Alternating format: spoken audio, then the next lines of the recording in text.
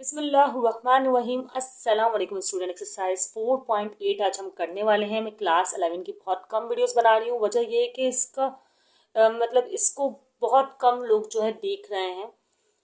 शायद सही से एक्सप्लेन नहीं कर पा रही या उन्हें समझ में नहीं आ रहा, लेकिन चलें खैर कोई बात नहीं। ठीक है, जो क्लास 11 के स्टूडेंट्स मेरे हैं मैं उनके लिए एक्सरसाइज 4.8 स्टार्ट कर रही हूँ। एक्सरसाइज 4.8 में पहला क्वेश्चन जो है वो ये है कि find the indicated term in the following harmonic progression. अच्छा, आपके पास एक सीक्वेंस है जो कि अभी मैं लिखने वाली हूँ। ठीक है स्टूडेंट्स, ये सीक्वेंस आपके सामने नजर आ रही होगी आपको। ये जो सीक्वेंस है ना, आप इसको गौर करें, इसके रेसिप्रोकल में ना ये एपी में, वैसे तो हार्मोनिक प्रोग्रेशन आपको मालूम करने कहा गया इंडिकेटेड टर्म नाइन्थ टर्म है। इंडिकेटेड टर्म क्या है? नाइन्थ टर्म के आपको मालूम करना है। अच्छा, आप नोट करें अगर तो इस 7 - 3 क्या होता है? आपके पास 4 होते हैं। 11 - 7 क्या होते हैं? 4 होते हैं। तो ये एक तरह से अरिथमेटिक प्रोग्रेशन बन रहा है, लेकिन हार्मोनिक प्रोग्रेशन करना है तो ये रेसिप्रोकल हो गया। मतलब अगर मैं कहूँ हार्मोनिक प्रोग्रेशन की सीरीज ये होती है जैसे कि 1 divide by A, first term की बात करूं, इसी तरह का सेकंड टर्म की बात करें तो 1 divide by A plus D. अगर ये कॉन्सेप्ट को समझ में ना आ रहा हो तो प्लीज प्रीवियस वीडियो जरूर देखिएगा, आपको ये कॉन्सेप्ट जरूर समझ में आएगा। इस तरह का थर्ड टर्म होगी तो ये हो जाएगा a प्लस 2d। मैं ये हार्मोनिक प्रोग्रेशन की बात कर रही हूँ। ठीक है। अच्छा, फिर इस तरह अगर आपको इंडिकेटेड टर्म मालूम करनी होगी तो फॉर्मूला क्या लगेगा? फॉर्मूला लगेगा, जैसे आपको 9 टर्म मालूम करनी है ना, अभी तो फिलहाल चलो मैं जनरल फॉर्म लिखती हूँ, टी एन। ठीक है, ए बी। अब ये ए बी क्या होते हैं? वैसे तो ये जानते हैं आप स्टूडेंट्स, अगर आप लोग प्रीवियस वीडियोस देख चुके हैं तो ये तो आपके लिए बहुत ज़्यादा आसान है, लेकिन चल n - 1 और a माइनस बी। अब ये होता है हमारे पास फॉर्मूला। अब ए क्या होता है खुद देखें, फर्स्ट टर्म जो होती है ना वो ए होती है, तो इसका मतलब ए जो है वो 1/3 है। और उसके अलावा जो बी जो है वो सेकेंड टर्म होगी। सेकेंड टर्म आपके पास ये रही जो कि है 1/7। एंड देन एन कितना आपके पास जब को मालूम करना है वो है 9। खैर यही डाटा में था ए बी और एन, तो जल्दी से आप इसको कर लें फॉर्मूला में प्लीज। देखिए ये मेथड मैं अप्लाई कर रही हूँ, लेकिन मैं आपको एक सिंपल मेथड भी बताऊंगी जब आपके पास नॉमिनेटर में 1 हो। तो पहले आप ये देख लें, उसके बाद वो सिंपल मेथड भी आप देख लीजिएगा। ठीक है स्टूडेंट्स, बहुत सिंपल सा मेथड है। आपको अभी फिलहाल 9 लिखना है, जहाँ जहाँ है एन और ए बी की जगह आपने ए बी लिखना है, मतलब 1/3 एंड 1/7। और उसके बाद आपने बी की वैल्यू फिर से लिखनी है जो कि है 1/7, फिर प्लस, फिर n - 1 मतलब 9 - 1 and then a minus B. और थोड़ा सा हो रहा है, लेंथी सा लग रहा है, लेकिन आसान है, कोई इतना मुश्किल नहीं है। ठीक है, अब क्या होगा? अब आगे सॉल्व करेंगे और क्या होना है आगे, किस तरह सॉल्व करेंगे आप लोग देखें भाई। 1 1 ज़ा 1, 3 7 ज़ा 21, तो ये हो जाएगा 1/21 एज इट इज, ऐसा ही होगा ना। अच्छा, उसके अलावा ये 1/7 तो ऐसा ही रहेगा, और ये 9 - 1 हो जाएगा 8। यहाँ मैं 8 लिख रही हूँ, और इसका कर लेते हैं हम लोग एलसीएम। वैसे आप कैलकुलेटर से डायरेक्ट भी कर सकते हैं क्योंकि आप लोग को साइंटिफिक कैलकुलेटर अलाउड है। तो खैर अभी मैं ये 9 क्यों लिखा है मैंने, पता नहीं क्यों लिखा, 7 आना है। ठीक है। अच्छा, ये 1/3 है और -1/7, तो एल्सियम इन दोनों का करेंगे ना तो 21 आएगा। इन दोनों का एल्सियम किया, 21 आया। अब देखें थ्री के डब्ल्यू 21 कब आता है, तो 7 आता है, तो 1 7 हो जाएगा। मतलब इन शॉर्ट क्रॉस मल्टीप्लाई हो रहे हैं आपस में। आपको पता है ना, जब दो टेबल जो ऐसे हों, अलग अलग टेबल्स पर आ रहे हों, दो नंबर ऐसे हों जो अलग अलग टेबल्स में आ रहे हों, तो हमें क्रॉस मल्टीप्लाई वाला एल्सियम मेथड हम इसे अप्लाई कर सकते हैं। तो खैर ये इस तरह हो गया। अब आपको पता है आंसर लाना है ना आपको, तो सिंपली आप ये स्टेप कर सकते हैं कि ये जो 1/21 है इसको आप एज इट इज रहने दें। ठीक है, डिवाइड की जगह लगा दें मल्टीप्लाई। अभी वैसे ज़रूरत तो नहीं है, चलिए हम डिवाइड ही रहने देते हैं अभी फिलहाल। और ये 1/7 भी एज इट इज रहने देते हैं। ये 7 में से 3 गए तो आपके पास आएगा 7 3 माइनस होने के बाद आई थिंक 4, फिर 4 8 सा हो जाएगा 32। तो यहाँ पर आपके पास माइनस का नहीं प्लस का 32 आ जाएगा। देखिए 7 में से 3 गए, पॉजिटिव की वैल्यू आएगी, एंड देन पॉजिटिव है तो पॉजिटिव ही। तो यहाँ जगह 32 और 21। इसका आपको अगेन एल्सियम करना होगा। मैं फर्स्ट इतना लेंदी करके दिखा रही हूँ, अदरवाइज इतना लेंदी करने की हमें नीड नहीं है। मैं बताऊंगी क्या करना है, सिंपल स्टेप, बस आप लोग देखते रहें। डिवाइड है तो इसको मल्टीप्लाई कर सकते हैं, लेकिन अभी फिलहाल मैं इसको डिवाइड ही रहने दे रही हूँ। एल्सियम करेंगे तो आपको पता है 21 ही आना है, एल्सियम में ऐसा ही होना है ना। ठीक है, अब 3 के टेबल में 21 कब आता है, 3 तो 3 से मल्टीप्लाई कर देंगे, ये हो जाएगा 3। और 21 के टेबल में 21 टाइम ही आता है, तो 32 रहेगा एज इट इज। अब हम जल्दी से वो जो हमें स्टेप्स करने हैं हम वो कर सकते हैं। वो स्टेप्स क्या हैं भाई, देखें 1/21 एज इट इज, इसको मैं पलट देती हूँ, मल्टीप्लाई कर देती हूँ, 21 ऊपर हो जाएगा और ये नीचे, तो आपको बताना रेसिप्रोकल हो जाती है वैल्यू। एंड 3 + 32 क्या हो जाएगा, 35 हो जाएगा। ठीक है, 3 + 32 हो जाएगा 35। अब 21 से 21 कैंसिल, तो हमारे पास आंसर आएगा T9 1/35। तो ये आपके पास हार्मोनिक प्रोग्रेशन का आंसर आ गया। चाहे तो स्क्रीनशॉट क्लिक कर लें और चाहे तो इसकी एक और बार या किसी और क्वेश्चन किसी के साथ कर लें प्रैक्टिस। अब मैं आपको बताती हूँ इसकी सिंपल ट्रिक क्या थी, आंसर उससे भी सेम आएगा, लेकिन पहले हार्ड बताना चाहिए ना कि हार्ड। ये असल में ये जो मेथड है ना सब पे अप्लाई होगा, लेकिन अभी जो मैं करवाने वाली हूँ ना वो मेथड हो भी सकता है अप्लाई नहीं हो सकता, तो इसलिए आपको दोनों मेथड्स आनी चाहिए। देखें जैसे कि मैंने कहा था कि ये सीरीज अरिथमेटिक प्रोग्रेशन की सीरीज है, तो हम वो फॉर्मूले लगा सकते हैं। तो आप अरिथमेटिक प्रोग्रेशन की सीरीज है, लेकिन हार्मोनिक की है, वैसे ये है तो हार्मोनिक प्रोग्रेशन की, लेकिन इसका जो डिनोमिनेटर है ऊपर 1 है, तो हम इस तरह से अप्लाई कर सकते हैं। तो इसका फॉर्मूला बन सकता है कुछ मैं आपको बताऊं तो पहले तो वैल्यूज बनाते हैं। देखें भाई इसकी वैल्यूज हैं, अगर मैं लिखूं हेयर वैल्यूज, ए हम लेंगे 3, सिर्फ डिनोमिनेटर की बात करेंगे, ठीक है। और बी की वैल्यू होगी 7 और एन की वैल्यू वही 9। सही है। अब आपके पास ये एचपी में है ना, तो एचपी के हवाले से ये हो जाएगा इस तरह का फॉर्मूला, मतलब रेसिप्रोकल में 1 करके।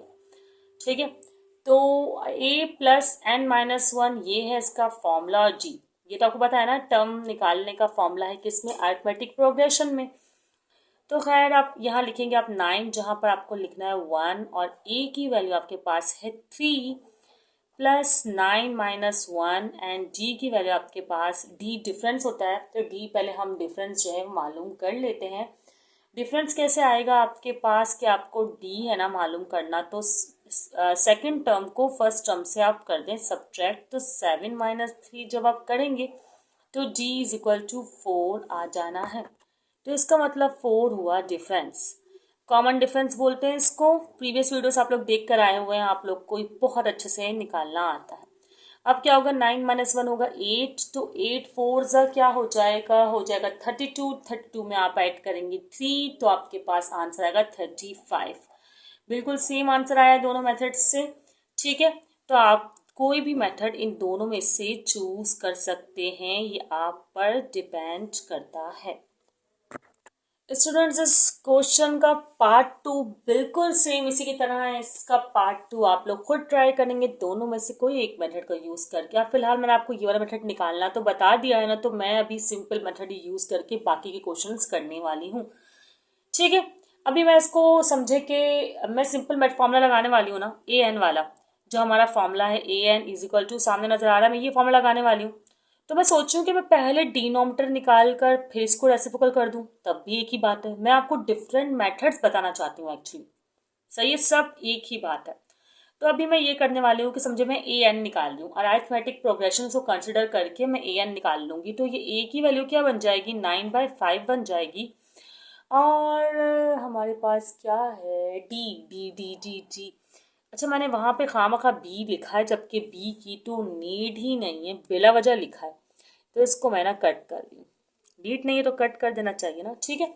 अच्छा, तो यहाँ पर डी है, तो डी का हम क्या करेंगे कि इस टर्म को इस टर्म से करेंगे सब्ट्रैक्ट, तो 9/13।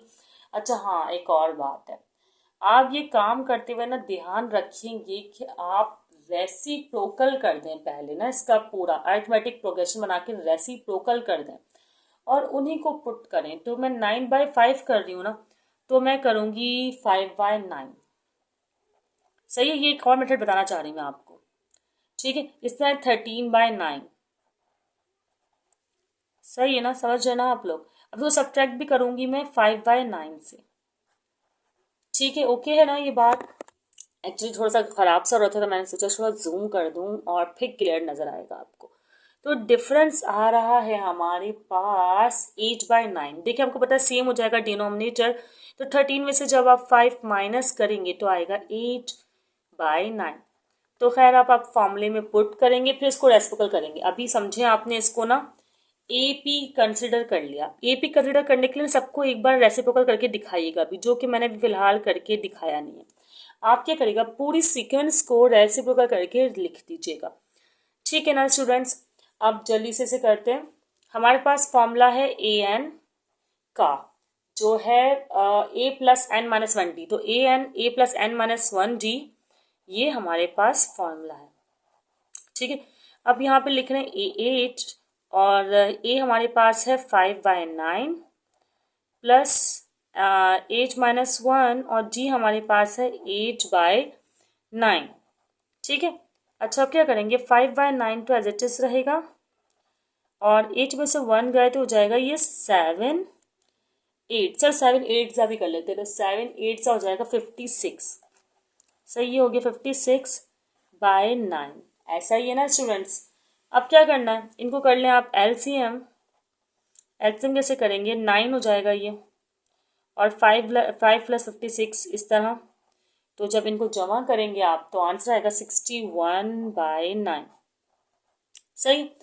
अब ये तो AP पे आया है ना, तो आप बोलोगे कि भाई A8 इस तरह लिखोगे, A8 = 61/9 इन AP। आपको पता है रेसिप्रोकल होता है हार्मोनिक प्रोग्रेशन AP का, तो लिखोगे देन A8 9/61 इन HP। होप सो कि आपको समझ में आ गया होगा। इजी था बहुत ज़्यादा, इतना मुश्किल नहीं है, आसान सा था ये। ठीक है, ये एक और मेथड आप लोगों ने सीख लिया डिफरेंट में से, जो मतलब जो आपको सिंपल लगे। आप चाहे तो डायरेक्टली, अगर आप चाहें ना तो डायरेक्टली सिंपल मेथड जो ये है ना, ये बी को बस इग्नोर कीजिएगा, ये वाला मेथड अप्लाई कर दीजिएगा 1/8। तो इसके लिए आपको सीक्वेंस को रेसिप्रोकल नहीं करना पड़ेगा, बस ऐसे ही A B सब पुट करना होगा। ठीक है, तो सिंपल सा एक क्वेश्चन था और अब हम नेक्स्ट क्वेश्चन करते हैं। स्टूडेंट्स ये क्वेश्चन नंबर 4 है, इसका मतलब पार्ट 4। इसको करने के लिए ना मैंने सोचा कि मैं एक बार ना आपको बताऊं कि मैंने लास्ट मेथड किस तरह किया। देखिए पहले तो आप इसको AP बनाएं, तो इस सीक्वेंस को AP बनाने के लिए आपको इसको रेसिप्रोकल करना होगा। तो मैं इसको रेसिप्रोकल कर रही हूँ, ये हो जाएगा -5। इसको रेसिप्रोकल करेंगे तो ये हो जाएगा -3। इसी तरह आगे पूरी सीक्वेंस को रेसिप्रोकल करेंगे तो ये -1 ही रहेगा, क्योंकि इसके रेसिप्रोकल में माइनस है, और ये हो जाएगा 15th टर्म। फिर मैं पहले इसे अप्लाई करूंगी इसमें AP। सही है ना, AP अप्लाई करूंगी और ए 15th टर्म निकालूंगी। 15th टर्म मांगी है तो मैं 15th टर्म ही मालूम करूंगी। तो A15th टर्म मालूम करने के लिए चले मैं पहले AN ही लिखती हूँ। फॉर्मूला है हमारे पास A+n-1। अब तो आप लोग को याद हो गया होगा। और A की वैल्यू हमारे पास आएगी -5 एंड D की वैल्यू हमारे पास आएगी -5 में से, नहीं -3 पहले लिखते हैं ना, -3 में से माइनस करेंगे -5। तो माइनस माइनस प्लस, तो 8 में से 3 जब आप सब्ट्रैक्ट करेंगे तो आपके पास आएगा, सॉरी 8 थी नहीं, 5 में से जब 3 आप सब्ट्रैक्ट करेंगे तो आपके पास आएगा 2। ठीक है ना, माइनस माइनस प्लस, प्लस का 5 हो जाएगा एंड देन 3। फिर आप इस फॉर्मूले को अप्लाई करेंगे तो A15 और A की वैल्यू आपके पास -5 है प्लस n-1, तो n आपके पास 15 है -1 और D आपके पास है 2। ठीक है, फिर A15 -5 एज इट इज, 15 में से 1 गए तो हो जाएगा 14 एंड देन 14 को आपको मल्टीप्लाई करना है 2 से। ऐसा ही है ना, तो ये -5 और 14 को जब 2 से मल्टीप्लाई करेंगे 28 हो जाएगा, प्लस का 28। फिर देन A15 आपके पास आ जाएगा माइनस प्लस माइनस, तो 28 में से 5 गए 23। ये जो आया है वो आया है एपी में। जबकि आपको एचपी मालूम करना है तो आपको एचपी में करने के लिए इसको रेसिप्रोकल करना होगा। तो देन A15th टर्म आएगी 1/23 इन HP, और ये पार्ट यहाँ पर हो गया मुकम्मल। इजी था ना बहुत ज़्यादा। तो ये एक्चुअली मेथड्स हैं डिफरेंट जिन्हें हम यूज़ कर रहे हैं, आप लोग इसकी प्रैक्टिस करते रहिएगा। अब आपके पास पार्ट 5 है जिसकी आपको 8 टर्म इन HP मालूम करनी है। मैं इसमें फिर प्रीवियस मेथड पे आ जाऊंगी। प्रीवियस मेथड क्या है जल्दी से इसको मैं आपको पहले बताता हूँ, ठीक है। आपको प्रीवियस मेथड में जो डिनोमिनेटर में वैल्यू है, देखिए ऊपर 1 है, तो बस उसको सपोज करके AP की सीरीज लेनी है। जैसे कि A की वैल्यू आपके पास हो जाएगी 2 और D आपको मालूम हो जाएगा 5 - 2 करके। तो 5 - 2 जब आपने किया तो वैल्यू आई आपके पास 3। सही है ना, ठीक है। एन कितना है आपके पास, ये रहा 8 टर्म है एन, तो 8 है ये। अब आपके पास जो फॉर्मूला है ना, मैं आपको फिर से लिख कर बता दूं। इस बार मैं जो फॉर्मूला मालूम कर लगा रही हूँ ना, डायरेक्टली रेसिप्रोकल करके ही लगा रही हूँ, रेसिप्रोकल करके ही अप्लाई कर रही हूँ, ताकि आप लोग को दोनों मेथड आए। तो रेसिप्रोकल करके जो फॉर्मूला है वो ये A+n-1 और D, और डायरेक्ट वाला फॉर्मूला भी मैंने एक आपको बताया हुआ है, तो आप लोग वो भी ट्राई कर सकते हैं। अब ये 1 है, AN लिखना चाहिए था वैसे तो मुझे बेसिकली यहाँ, क्योंकि अभी मैंने 8 जब यहाँ नहीं पुट किया तो मैं यहाँ कैसे पुट कर सकती हूँ। खैर A की वैल्यू है हमारे पास 2 + n-1 मतलब 8 - 1, और D बोले तो 8, ऐसा ही है ना, नहीं 3, D3 है, सॉरी D है 3। डन, आप सही है, नहीं लग रहा सही, चले अच्छा क्या है, ऐसा ही दिख रहा होगा ये। अच्छा 1/2, 8 में से 1 आपने सब्ट्रैक्ट किए तो हो गया 7, और 7 3 क्या होगा 21, ठीक है। अब आपको क्या करना है, लास्ट स्टेप है आपका, जो ये एक टर्म आई है ना HP में ही आई है, रेसिप्रोकल में लिखी हुई है, इसलिए इसको आपको रेसिप्रोकल करने की नीड नहीं है। 2 + 21 किया तो ये हो गया 23, और ये रहा आंसर, सिंपल। इसकी कर लीजिएगा आप लोग प्रैक्टिस। एक पार्ट इसका और है, पार्ट 2 और पार्ट 6 आप लोगों ने खुद सॉल्व करना है, और कौन कौन से आंसर्स आए कमेंट सेक्शन में ज़रूर बताएं, ठीक है स्टूडेंट्स। और अगर किसी भी तरह का कोई कन्फ्यूजन हो, आपको कोई क्वेश्चन हो, तो कमेंट सेक्शन में पूछ लिया करें। मेरी कोशिश होती है कि मैं ज़रूर रिप्लाई करूं, अगर मसरूफ़ ना हो तो। जब मैं फ्री होती हूँ तो मैं रिप्लाई कर ही देती हूँ। दुआ में याद रखिएगा, अपना ख्याल रखिएगा। अल्लाह हाफ़िज़।